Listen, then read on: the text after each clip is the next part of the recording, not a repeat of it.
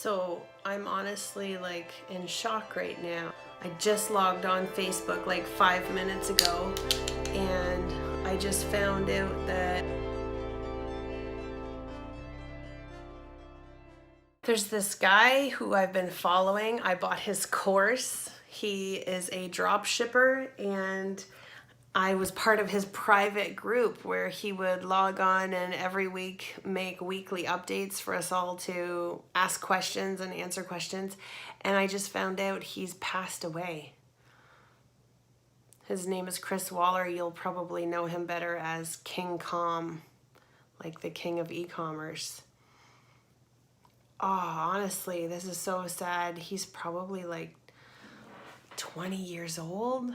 22 years old. Like, this guy is super young. I cannot believe that he's passed. I just want to read you what was posted on the group in case you're not a part of the group and you want to hear about just kind of this sad news. So I'm just going to read it to you. It says, another admin posted, "My dear friends and royal family, it is with overwhelming sadness that I must inform you all that on January 14th, Chris passed away." This is nuts. Like, I literally just saw him. I think I literally saw him on January 14th. Like, I would have to look back in the dates to see when he last did his live update. But I was watching him and he was like, "What do you guys think of this new music that I put on at the beginning of my update?" And he literally said, "I woke up with having a really good feeling this morning. I had a good feeling that you guys would have some good questions." Like, honestly, is that the same day that he died? Like, that is messed up.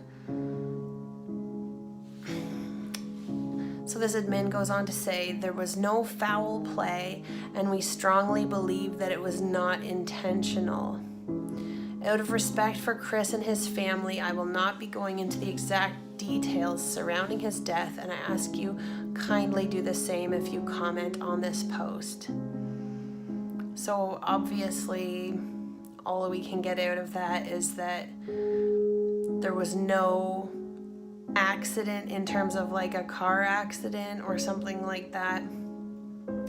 No one murdered him and he didn't commit suicide. So that pretty much leaves us with an accidental overdose or something with medication. I mean, you can't really speculate, right? It narrows it down a bit, but there's still a lot that it could have been, but pretty much that something went wrong and he's not with us anymore. I'm gonna keep reading this for you. It says, "Chris exemplified what it meant to strive for greatness, to go against the grain, and to challenge the status quo. In September of 2018, Chris started a small YouTube channel in hopes of helping others who sought financial freedom and an escape from mediocrity. Little did he know that the channel would grow to over 80,000 subscribers. Along with his massive YouTube following, Chris founded two amazing communities on Facebook, communities that aren't bound by nationality, gender, age, or affiliations. These communities would foster thousands of lasting bonds across the globe and friendships that will last a lifetime." I don't know about that, but could. "Through the simple act of sharing knowledge, Chris brought us all together." That's true. "Despite living in a world so polarized and full of hate, Chris believed in people. He wanted nothing more than for us to become the best versions of ourselves, even outside of business. And he believed in each and every one of you." Chris has set up, it says, "If you're wondering what you can do to help, we have set up a GoFundMe campaign to assist his family with funeral expenses." This is kind of crazy because this guy made a lot of money. "As they currently do not have the means to give Chris the send-off that he deserves," and it says in brackets, "they currently do not have access to his wealth.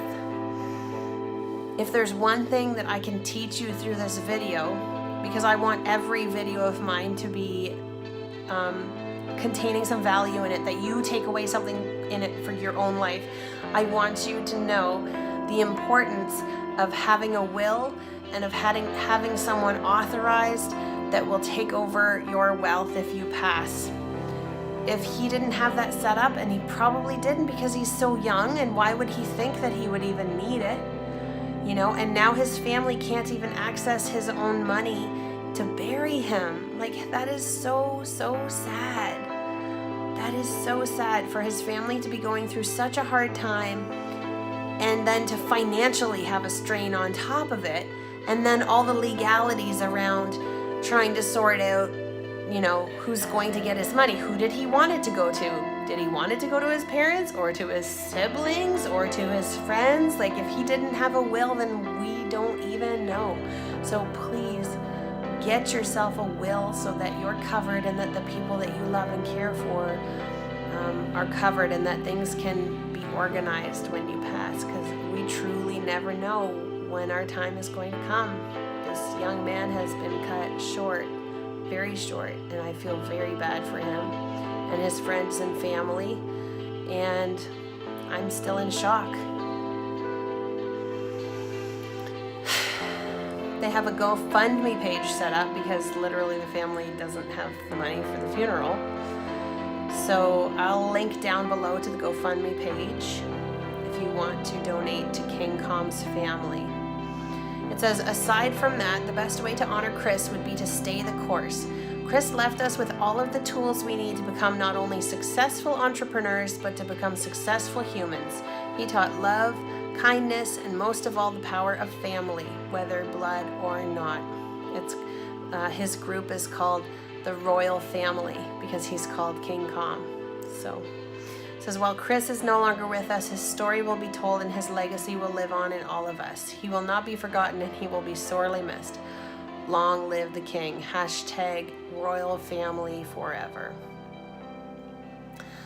Very sad news. Like I said, take this one thing out of it, make a will, be prepared for whatever happens. All right.